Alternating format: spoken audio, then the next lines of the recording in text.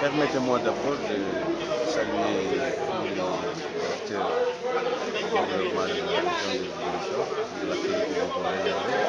Mais sachez que nous sommes venus ici, c'est la troisième fois. En premier temps, c'était une visite de prospection pour voir l'état des besoins, aussi voir un peu le rapport avec les services concentrés, surtout la gouvernance locale, pour voir comment articuler tout ça. L'objet de notre mission, c'est en phase avec la vision du président de la République par rapport à la prise en charge des groupes vulnérables. Et vous savez que le changement de Premier ministre nous a instruit d'accélérer la cadence. Donc c'est cette cadence qui a été plus ou moins bien entendue. Et sous l'instruction de Madame le ministre de la Santé et de l'Action sociale, nous avions mis auparavant un plan d'action allant dans le sens d'autonomiser les groupes vulnérables, c'est-à-dire les apporter un projet économique fiable, structurant, de leur permettre de sortir de l'assistanat et d'aller vraiment vers l'autonomisation. Certains projets ont été mis en place pour rendre ces personnes vraiment autonomes. Quels sont ces projets? Ces projets sont dénommés au nombre de 3 au niveau de la direction générale de l'action sociale. Le premier concerne les personnes handicapées. Il est nommé Programme national de réhabilitation des bases communautaires, qui se construit comme vraiment un pilier dans ce que nous faisons.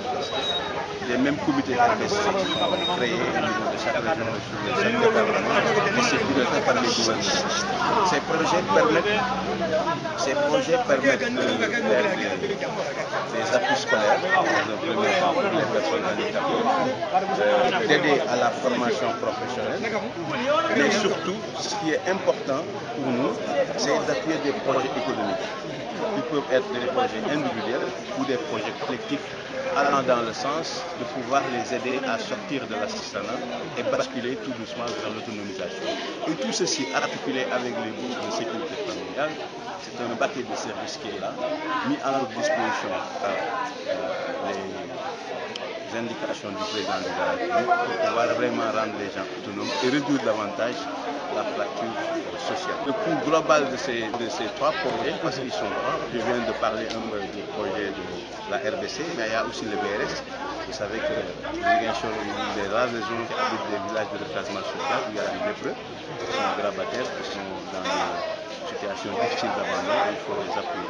Il y a aussi ce qu'on appelle les projets PAPA, personnes âgées qui sont là avec des projets structurants pour leur permettre de se regrouper en GIE, en projet individuel. Mais l'enveloppe globale pour la région de Ziguinchor s'élève à 43 millions. C'est vrai que c'est important pour nous parce que ça permet à ces personnes jadis ne bénéficiant pas de projets basculer vers l'autonomisation, ce qui permet aussi de créer des pôles de croissance pouvant vraiment lutter de manière tout à fait significative par rapport à la pauvreté. Mais tout ça aussi, on est venu en CRD pour l'articuler avec ce qu'on appelle la couverture médicale universelle. Qu'est-ce que la couverture médicale universelle?